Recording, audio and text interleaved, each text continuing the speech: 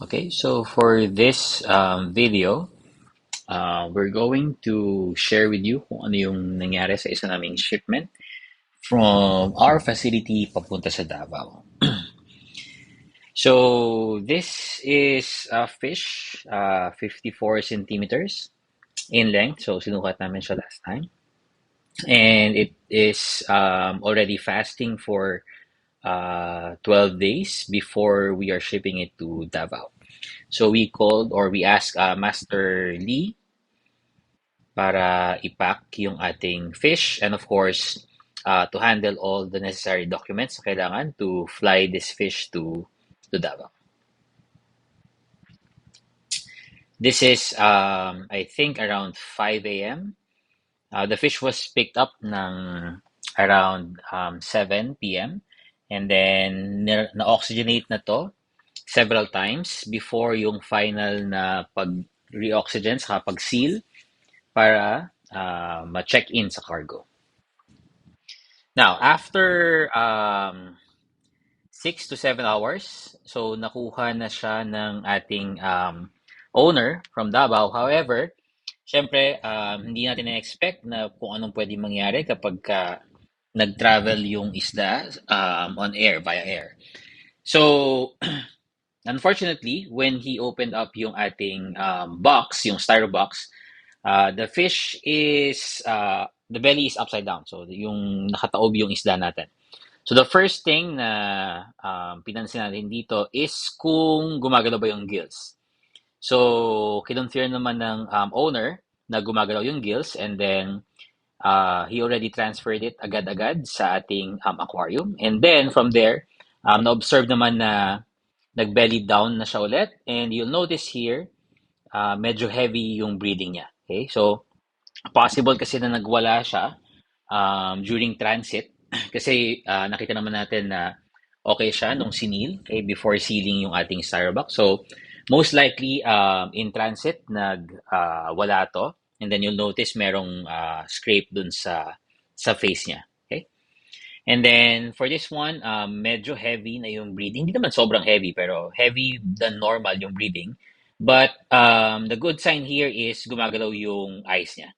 So that means na-recognize naman niya na nag-iba yung environment. So tumitingin-tingin siya dyan, front and back. Okay?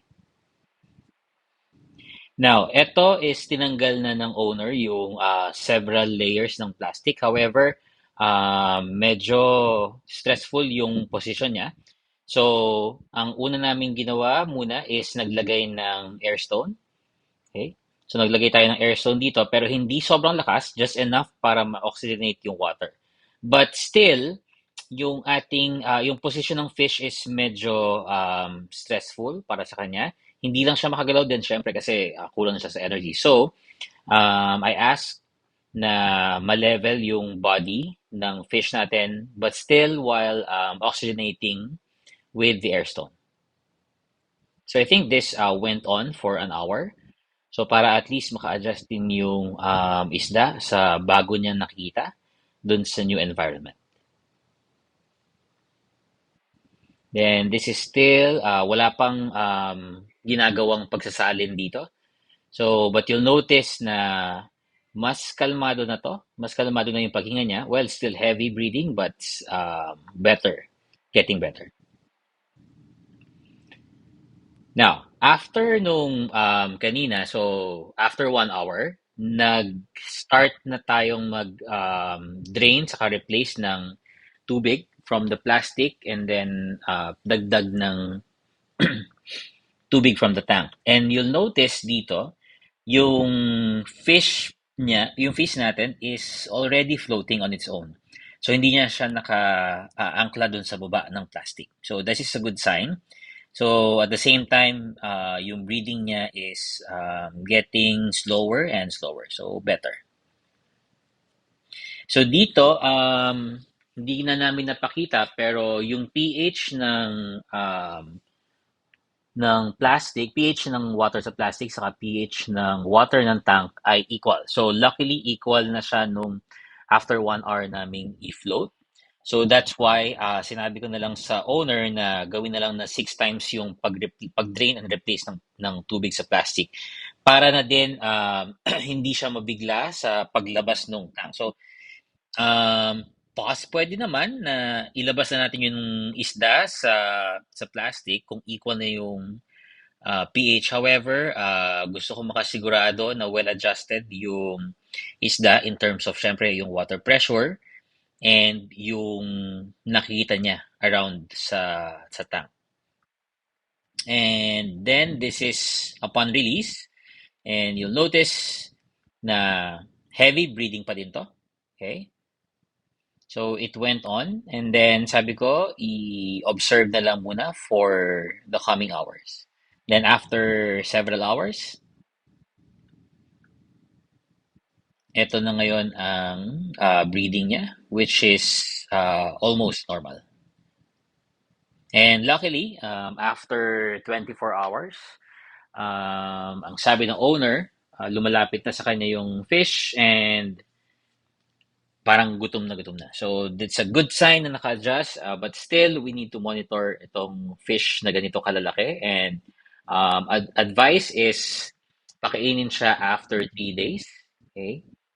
But of course, in small quantities. Kung hindi man kumain yung mga ganito kalalaking isda, 54 centimeters, it's normal. So, try na lang ulit kinabukasan until kumain siya. Okay? So I hope everyone likes this video. This is just an info video para if may ma-encounter kayong ganitong situation. And another note is yung owner nito is actually a first time arowana keeper. So hindi natin kailangan maging sobrang experienced sa pagha-handle ng ganitong kalalaking isda. However, it's important to remember to be calm and then syempre ask your friends kung ano yung mga possible na pwedeng gawin and just tiwala lang sa mga kaya natin gawin syempre. So marami tayong mga kaibigan na pwedeng tumulong sa atin in terms of handling these sizes ng arowana, especially mga super reds. So don't hesitate to ask.